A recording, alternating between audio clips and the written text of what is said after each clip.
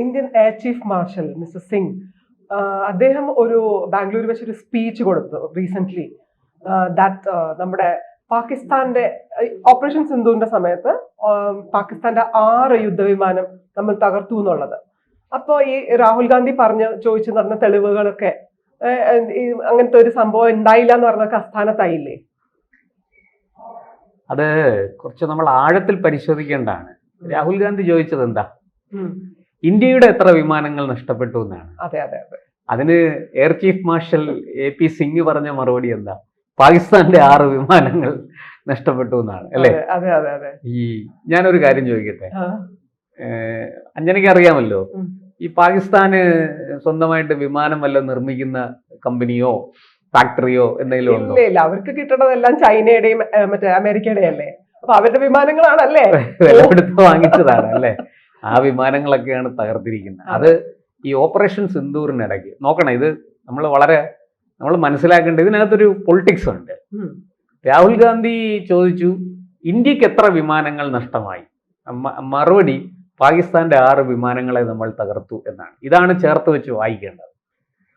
അപ്പോൾ വളരെ കൃത്യമായിട്ട് അതിൽ നിന്നാണ് നമ്മൾ പിന്നീട് ഈ പാകിസ്ഥാന്റെ 6 വിമാനങ്ങൾ നഷ്ടപ്പെട്ടു എന്ന് പറയുമ്പോൾ അത് പാകിസ്ഥാൻ വില കൊടുത്ത് വാങ്ങിയ 6 വിമാനങ്ങളാണ്. അത് എങ്ങനെ നഷ്ടപ്പെട്ടു? ഈ പറയുന്നത് പോലെ ആക്രമണത്തിനിടയ്ക്ക് ഓപ്പറേഷൻ സിന്ദൂർ നടത്തി. നമ്മൾ ഓപ്പറേഷൻ സിന്ദൂറിൽ എന്താ വ്യക്തമായിട്ട് നമ്മൾ പാകിസ്ഥാനോട് പറഞ്ഞു, നമ്മളെ ഉപദ്രവിച്ചാൽ, അതായത് തീവ്രവാദി ആക്രമണം, ഭീകരാക്രമണം ഉണ്ടായാൽ നിങ്ങളുടെ മണ്ണിൽ എവിടെയൊക്കെയാണോ ഭീകര പരിശീലന കേന്ദ്രങ്ങളുള്ളത് ഞങ്ങൾ അവിടെ ആക്രമിക്കും, അത് തകർക്കും. അത് മാത്രമേ ചെയ്യുള്ളൂ, അല്ലാതെ നിങ്ങളുടെ ആർമീനെയോ നിങ്ങളുടെ ബാക്കി ഒരു സംഗതികൾ ഞങ്ങൾ തൊടില്ല. വളരെ വ്യക്തമാണ്. ഞങ്ങളുടെ ടാർഗറ്റ് ആരാണ്? ഭീകരന്മാരാണ്. ഞങ്ങൾക്ക് നിങ്ങളുടെ സിവിലിയന്മാരെയോ സാധാരണ പൗരന്മാരെയോ നിങ്ങളുടെ തന്ത്രപ്രധാന കേന്ദ്രങ്ങളോ ഒന്നും ഞങ്ങൾക്ക് അല്ല. അപ്പൊ പറഞ്ഞു ഞങ്ങളുടെ കയ്യിൽ ആണവായുധമുണ്ട്, ആ ഭീഷണി വേണ്ട. പറഞ്ഞ് ആ നാക്ക് തിരിച്ചു വായിലേക്ക് ഇട്ടില്ല, അതിനു മുമ്പേ അവിടെ അടിച്ചു. ഈ 9 ഭീകര പരിശീലന കേന്ദ്രങ്ങളും നശിപ്പിച്ചു. ഇപ്പൊ ഞാൻ അതിന്റെ വിശദാംശങ്ങളിലേക്ക് പോകണില്ല, അതൊക്കെ നമ്മൾ എത്രയോ തവണ പറഞ്ഞതാണ്. ഇത് തകർത്തപ്പോ പാകിസ്ഥാന് അവരുടെ എന്താ പറയാ അഭിമാനം വ്രണപ്പെട്ടു. അഭിമാനമല്ല, ദുരഭിമാനം വ്രണപ്പെട്ടു. എന്നാൽ ഞങ്ങളൊന്ന് കാണിച്ചു തരാം, കാരണം ഞങ്ങളുടെ കയ്യിൽ അമേരിക്കയുടെ F-12 ഉണ്ട്, ചൈനയുടെ J-16 ഉണ്ട്, ഞങ്ങളിതാ ഇപ്പോൾ കാണിച്ചു തരാം എന്ന് പറഞ്ഞു വന്നു. എന്തായി? ഈ 6-ാം തീയതി രാത്രി അർദ്ധരാത്രിക്ക് ശേഷമാണ് ഇന്ത്യ അങ്ങോട്ട് അടിക്കുന്നത്. ശരിക്കും 7-ാം തീയതി പുലർച്ചെ തൊട്ടാണ് നമ്മൾ ഈ വിവരങ്ങൾ അറിയുന്നത്. 7-ാം തീയതി അതിരാവിലെ എന്ന് വേണമെങ്കിൽ 1 മണിക്ക് ശേഷമാണല്ലോ നടക്കുന്നത്. അപ്പോൾ 7-ാം തീയതി തൊട്ട് നമ്മൾ ഈ വാർത്തകളുടെ പുറകെയാണ്. 7-ാം തീയതിയും 8-ാം തീയതിയും 7-ാം തീയതി രാത്രിയിലും 8-ാം തീയതി രാത്രിയിലും പാകിസ്ഥാൻ ഇന്ത്യയെ ആക്രമിക്കാൻ ശ്രമിച്ചു. 9-ാം തീയതി അവരുടെ നിലവിളി നമ്മൾ കേട്ടു, അയ്യോ വെടിനിർത്തണേ വെടിനിർത്തണേ എന്നുള്ളത്. അപ്പൊ ഈ 7-ാം തീയതിയും 8-ാം തീയതിയും രാത്രിയിൽ നടന്ന ആക്രമണങ്ങൾ എങ്ങനെ ഇന്ത്യ പ്രതിരോധിച്ചു, അവിടെ തിരിച്ചു പാകിസ്ഥാൻ എന്താണ് സംഭവിച്ചത് തുടങ്ങിയ കാര്യങ്ങളാണ് വാസ്തവത്തിൽ ഇപ്പോൾ AP സിംഗ് അതിൻ്റെ ഒരു മഞ്ഞുമലയുടെ അറ്റം എന്നതുപോലെ അതിൻ്റെ ഒരു അറ്റമാണ് പുറത്തു വിട്ടത്. 6 വിമാനങ്ങൾ തകർന്നു. വ്യക്തമാണ്, 5 പോർ വിമാനങ്ങളും തകർത്തു, 1 സൈനിക വിമാനം നിരീക്ഷണം, അതുപോലെ തന്നെ ഡ്രോണുകളൊക്കെ കൊണ്ടുപോയി മിസൈലുകളൊക്കെ ഡീപ്പോർട്ട് ചെയ്യാൻ വേണ്ടി ലോഞ്ചറുകളിൽ കൊണ്ടുപോയി കൊടുക്കാൻ, അതിർത്തിയിൽ വിന്യസിച്ചിരിക്കുന്ന ലോഞ്ച് പാഡുകളിൽ എത്തിക്കാൻ വേണ്ടിയിട്ടുള്ള അതിൻ്റെ ട്രാൻസ്പോർട്ടേഷന് വേണ്ടിയിട്ടുള്ള വിമാനമൊക്കെയാണ്. ഇങ്ങനെ 6 എണ്ണം തകർത്തു. ഈ 6 എണ്ണവും ഇന്ത്യയെ ആക്രമിക്കാനും ഇന്ത്യയെ നിരീക്ഷിക്കാനും വന്ന സമയത്താണ് നമ്മൾ തകർത്തിരിക്കുന്നത്. വളരെ കൃത്യമാണ്. പക്ഷേ ഈ തകർത്തു എന്ന് മാത്രമല്ല, ഇതിലെ പൈലറ്റുമാർ വധിക്കപ്പെട്ടിരിക്കാനാണ് സാധ്യത. അവരെക്കുറിച്ച് വ്യക്തമായിട്ടൊന്നും പാകിസ്ഥാനും മിണ്ടുന്നില്ല. അവർ ജീവനോടെ പിടിയിലായെങ്കിൽ അത് നമ്മൾ പുറത്തുവിടും, നമ്മളൊരിക്കലും അത് ഒളിച്ചു വെക്കില്ല. ഇന്ന് അവർക്ക് എത്ര പൈലറ്റുമാർ നഷ്ടപ്പെട്ടിരിക്കുന്നു എന്ന് പാകിസ്ഥാനും പറഞ്ഞിട്ടില്ല. അപ്പോൾ അതുകൊണ്ട് തന്നെ ഈ വിമാനങ്ങൾ തകർന്നെങ്കിൽ അതിൻ്റെ അർത്ഥം അത് നിയന്ത്രിച്ചിരുന്ന, അത് പറപ്പിച്ചിരുന്ന പൈലറ്റുമാരും വധിക്കപ്പെട്ടിരിക്കാൻ തന്നെയാണ് സാധ്യത. അപ്പോൾ അങ്ങനെ ഒരു പ്രതിരോധ പദ്ധതിയാണ് ഇന്ത്യ ഒരുക്കിയത്. ഇങ്ങോട്ട് ആക്രമിക്കാൻ വന്നു, ഞങ്ങൾ അതിനെ റെസ്പോണ്ട് ചെയ്തു, ഞങ്ങൾ പ്രതിരോധിച്ചു. അപ്പോൾ ഇത് സംഭവിച്ചു. അതുപോലെ 100 കണക്കിന് ഡ്രോണുകൾ ഉപയോഗിച്ച് നമ്മളെ ആക്രമിക്കാൻ. അതിനെ നമ്മൾ പ്രതിരോധിച്ചു. സർവ്വ ഡ്രോണുകളെ നശിപ്പിച്ചു. ഒരെണ്ണം പോലും ഇന്ത്യൻ അതിർത്തി കടന്ന് ഇന്ത്യൻ വ്യോമാതിർത്തി ലംഘിച്ച് ഇപ്പുറത്തേക്ക് പറക്കാൻ ഒരു ഡ്രോണിന് പോലും സാധിച്ചിട്ടില്ല.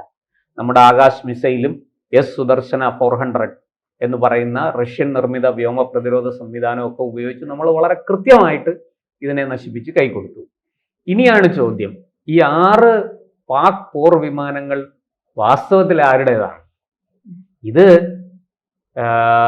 ഞാൻ മനസ്സിലാക്കുന്നത് ചൈന കൊടുത്ത J-16 വിമാനങ്ങളാണ്. നമ്മുടെ ഈ മിഗ്, സുഖോയ് പോലെയൊക്കെയുള്ള നമ്മുടെ കൈവശം ഇരിക്കുന്ന, ഇപ്പോൾ നമ്മൾ ഡെവലപ്പ് ചെയ്തെടുത്തിരിക്കുന്ന തേജസ് ഒക്കെ പോലെയുള്ള ഒരു വിമാനം, ഒരു പോർ വിമാനം ചൈന ഡെവലപ്പ് ചെയ്തതാണ്. അത് J-16 എന്ന പേരിലുള്ള ആ വിമാനങ്ങളാണ് ഏറിയ പങ്കും പാകിസ്ഥാന്റെ കയ്യിലിരിക്കുന്നത്. അത് നഷ്ടപ്പെട്ടു. അതുപോലെ ഈ വിമാനങ്ങൾ സൂക്ഷിക്കുന്ന, നിർത്തിയിട്ടിരിക്കുന്ന സ്ഥലങ്ങളുണ്ട്, പാർക്ക് ചെയ്തിരിക്കുന്നത്, അതിന് ഹാങ്ങർ എന്നാണ് പറയുക. അപ്പോൾ ഈ അത്തരം വ്യോമതാവളങ്ങളിൽ ഈ വലിയ ഹാങ്ങർ ഷെഡുകൾ ഉണ്ടാവും. വലിയ ഷെഡുകൾക്കകത്താണ് ഈ വിമാനം സൂക്ഷിക്കുന്നത്. അപ്പൊ അതിന് അവിടെ പ്രത്യേക റഡാർ സംവിധാനങ്ങളും ഒക്കെ ഉണ്ട്. കാരണം ശത്രുക്കൾ പെട്ടെന്ന് ഇത് ആക്രമിക്കാൻ സാധ്യതയുണ്ട്. അതുകൊണ്ട് വന്നാൽ വളരെ നേരത്തെ അറിയണം, അതിന് പ്രത്യാക്രമണം ഒരുക്കണം. അതിനൊക്കെയുള്ള സംവിധാനമുള്ള എയർ ഫീൽഡുകൾ, വ്യോമത്താവളങ്ങൾ ഉണ്ട്. അത് ഇന്ത്യക്കും ഉണ്ട്, പാകിസ്ഥാനും ഉണ്ട്, എല്ലാ രാഷ്ട്രങ്ങൾക്കും ഉണ്ടാവും. അങ്ങനെയുള്ള വ്യോമത്താവളങ്ങളിൽ നിർത്തിയിട്ടിരുന്ന പാകിസ്ഥാന്റെ അമേരിക്ക നൽകിയ വിമാനങ്ങൾ F-12, ആ വിമാനങ്ങളും ഇന്ത്യ തകർത്തു. അത് ഈ പറഞ്ഞതുപോലെ നമുക്ക് നേരെയുള്ള ആക്രമണം കടുപ്പിച്ചപ്പോൾ നമ്മൾ തിരിച്ചടിച്ചു. അതും നമ്മൾ അതിർത്തി ലംഘിച്ചല്ല, ഇവിടെ നിന്ന് മിസൈലുകൾ ഉപയോഗിച്ചാണ് നമ്മൾ തിരിച്ചടിച്ചത്. പ്രത്യേകിച്ചും ബ്രഹ്മോസ് പോലെയുള്ള സൂപ്പർസോണിക് ക്രൂസ് മിസൈൽ ഉപയോഗിച്ച് നമ്മൾ തിരിച്ചടിച്ചു. അവിടെ 11 വ്യോമത്താവളങ്ങളാണ് തകർന്നു പോയത്, റൺവേ അടക്കം. അപ്പോൾ അവിടെ നിന്ന് വിമാനങ്ങൾക്കൊന്നും അടുത്ത കാലത്തെങ്ങും പറന്ന് പൊങ്ങാൻ സാധിക്കില്ല. അങ്ങനെയുള്ള ഒരു പ്രത്യാക്രമണം നമ്മൾ അവിടെ നടത്തി എന്നുള്ളതാണ്. നമ്മുടെ പ്രതിരോധത്തിന്റെ ഭാഗമായിട്ടാണ്. അതും നമ്മൾ അവരുടെ മണ്ണിലേക്ക് കടന്നു കയറിയില്ല. അപ്പോൾ ഇത്രയും അകലെ ഇരുന്ന് വളരെ സമർത്ഥമായിട്ട് വലിയ നാശനഷ്ടം അവർക്ക് ഉണ്ടാക്കിയപ്പോഴാണ് പാകിസ്ഥാന് ബോധം വന്നത്.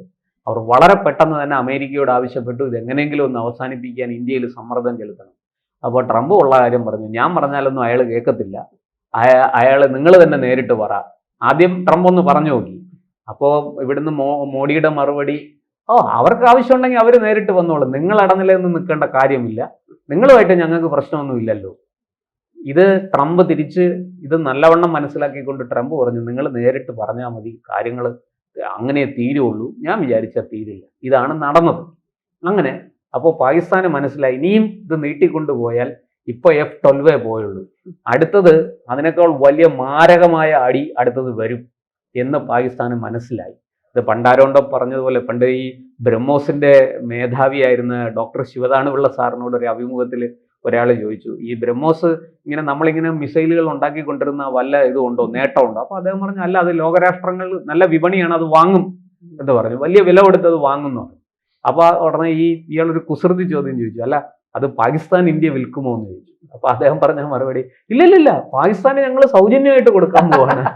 അതാണിപ്പോ സംഭവിച്ചത്, സൗജന്യമായിട്ടാണ് അത് കൊടുത്തത്. അപ്പോൾ പാകിസ്ഥാന് മനസ്സിലായതിന്റെ അപകടം. അവർ കൈകാലിട്ടടിച്ചു, പെട്ടെന്ന് തന്നെ ഇത് നിർത്തിച്ചു, കാല് പിടിച്ച് നിർത്തിച്ചു. ഇപ്പോൾ അത് പറയേണ്ട AP സിംഗ് എന്ന നമ്മുടെ എയർ ചീഫ് മാർഷൽ, വ്യോമസേനയുടെ മേധാവി തന്നെ വന്ന് പറയുന്നു, എയർ ചീഫ് മാർഷൽ പറയുന്നു, നമ്മൾ അവരുടെ 6 വിമാനങ്ങൾ തകർത്തു. ഇത് വാസ്തവത്തിൽ ഇതിപ്പോൾ വെളിപ്പെടുത്തിയത് പാകിസ്ഥാന് കൊടുത്ത മറുപടിയല്ല, ഇത് രാഹുൽ ഗാന്ധിക്കുള്ള മറുപടിയാണ്.